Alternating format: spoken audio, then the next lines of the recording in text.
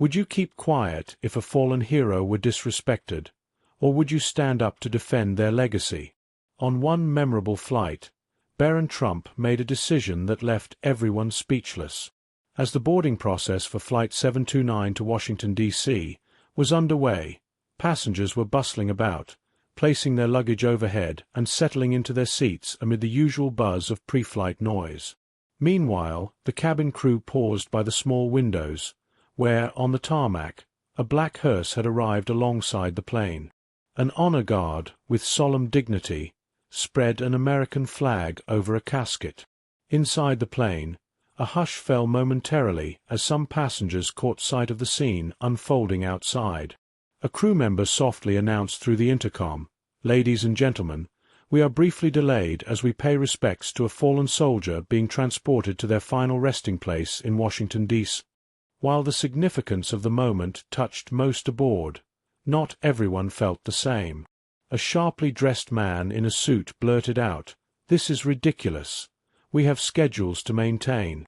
Nearby, a young woman added, "Why couldn't they have done this after we'd departed? Some of us have places to be." Their insensitive remarks sliced through the quiet, causing discomfort among the other passengers.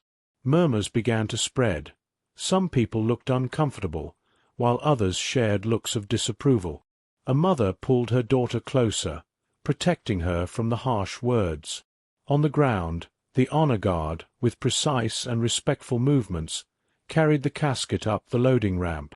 Inside the plane, the air grew tense. Overhead compartments snapped shut, and seatbelts clicked as the flight attendants worked swiftly to maintain order. At the plane's door, the honor guard placed the flag-draped casket into the cargo hold. Meanwhile, the man in the suit leaned back and loudly complained, "This is taking forever," garnering the attention of nearby passengers. His impatience seemed to embolden others. A woman 2 rows back muttered, "What's the big deal? It's not like the soldier knows we're waiting."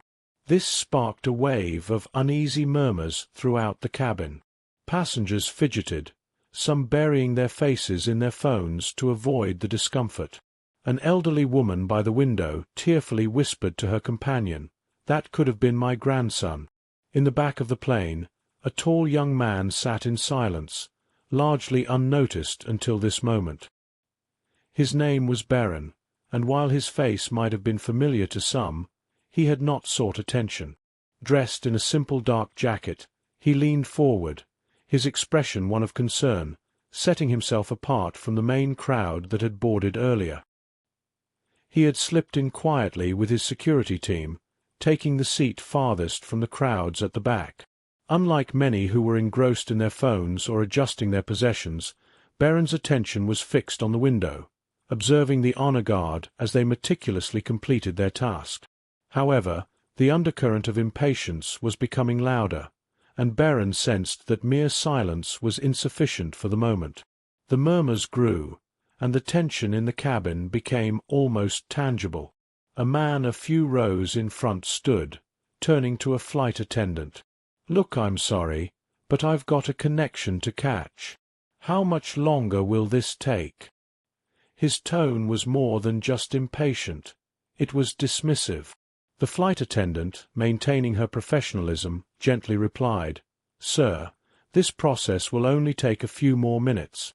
We appreciate your patience as we honor a fallen service member." Her polite response seemed to fall on deaf ears as the man scoffed and sat back, muttering to himself. Nearby passengers smirked and exchanged glances, as if the delay was a personal inconvenience. The woman who had spoken earlier added sharply, "This is why airlines are a mess. They focus on these over-the-top ceremonies instead of keeping to the schedule." The atmosphere of disrespect seemed to embolden others with similar sentiments, replacing the solemnity with a buzz of discontent. A veteran in the front seat tensed, his jaw clenched in silent frustration, while an elderly woman by the window held her tissue more tightly, shaking her head in dismay. From his position at the back, Barron watched quietly. He glanced at his security detail, noticing their neutral expressions. As the last whispers of disrespect floated through the cabin, Barron decided it was time to intervene, altering the mood entirely. The plane was restless, filled with murmurs of dissatisfaction. But in the back, Barron leaned forward, his tall stature casting a shadow over the seat in front. As he stood, his deliberate, calm movements caught the eye of a nearby passenger, and recognition quickly spread. Whispers of, "Is that Barron Trump?" mingled with the ongoing murmurs. Barron cleared his throat, not loudly, but enough to pierce through the noise. His voice, steady and commanding, garnered immediate attention. "Excuse me," he began, his tone calm but firm. The cabin fell silent, heads turning, and even the most vocal passengers squirmed uncomfortably. The man in the suit turned, his expression now cautious.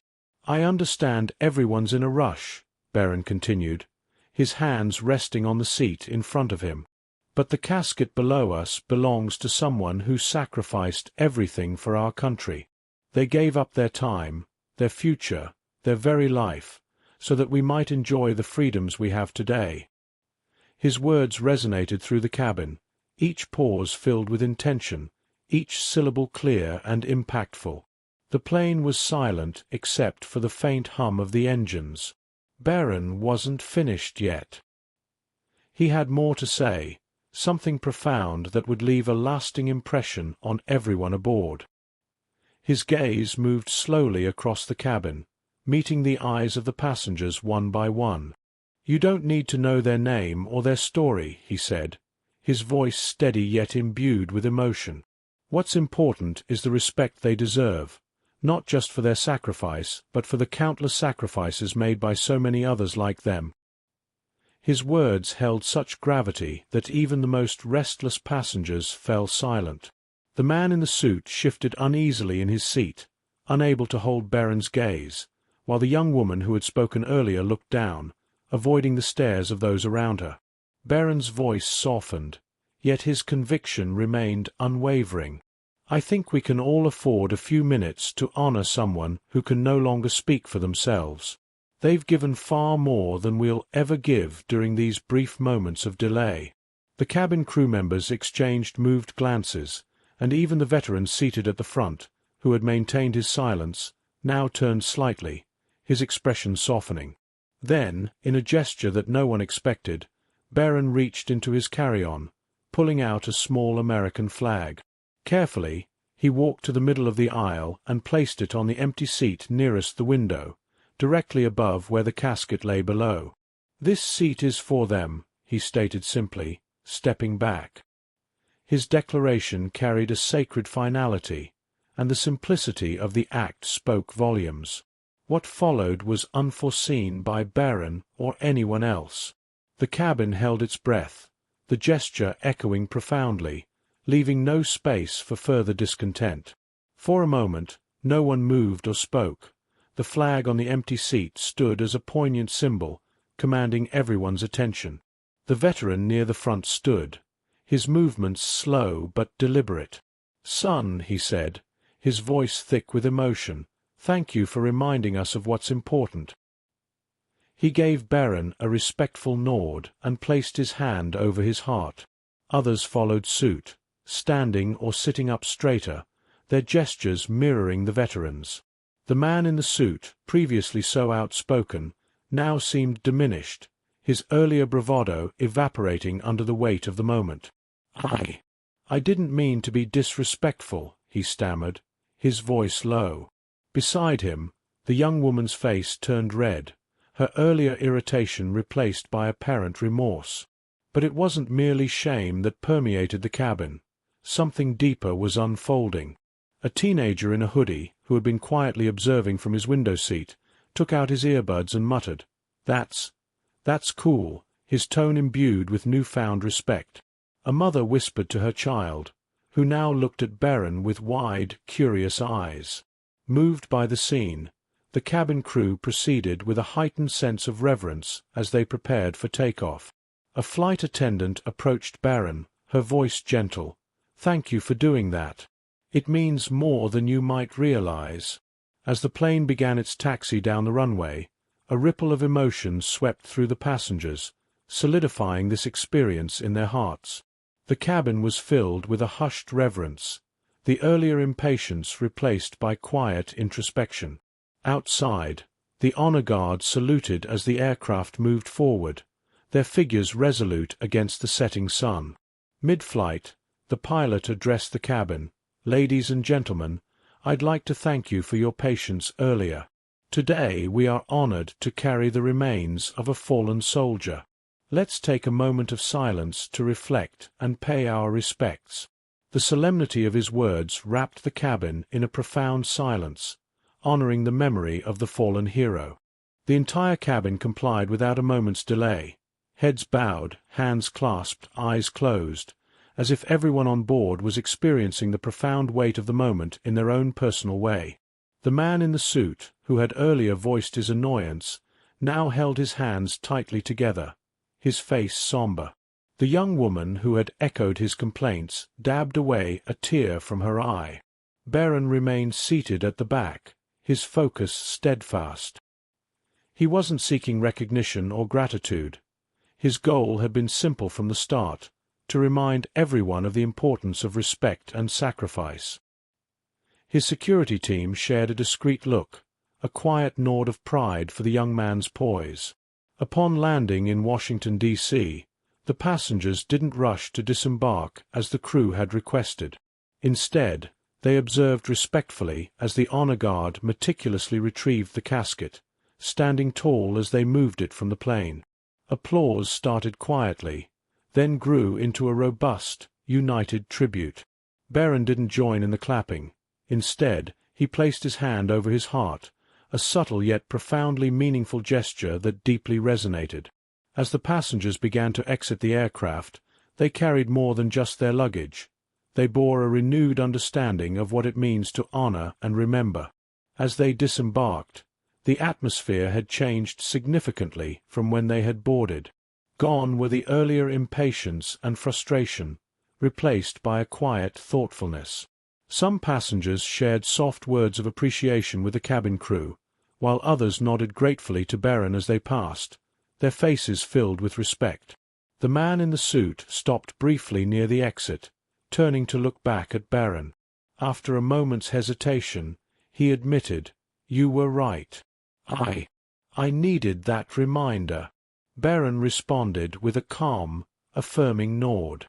The young woman came next, whispering a heartfelt thank you. Outside on the tarmac, as the honor guard loaded the casket into a waiting hearse, a small group of onlookers, including the soldier's grieving family, stood saluting. Their expressions were marked by pain, but also by pride. Many passengers, who mere hours before had been strangers, now lingered at the airport windows, watching the scene unfold. In that moment, they were no longer just businessmen, tourists, or weary travelers. They were united in a collective reminder of sacrifice and unity. As Barron quietly exited the terminal with his security team, he glanced back once, taking in the sight of people standing shoulder to shoulder, united by the impact of a single respectful act. This story is more than a narrative about a fallen soldier. It's a call to recognize the significance of respect for those who sacrifice everything and for the moments that deserve our undivided attention, no matter the inconvenience. If this story moves you, take a moment to reflect on the sacrifices of others. Let's propagate the virtues of humility and gratitude, one small gesture at a time. Don't forget to share this message. It's one the world needs to hear. Subscribe for more stories that inspire and remind us of what truly matters.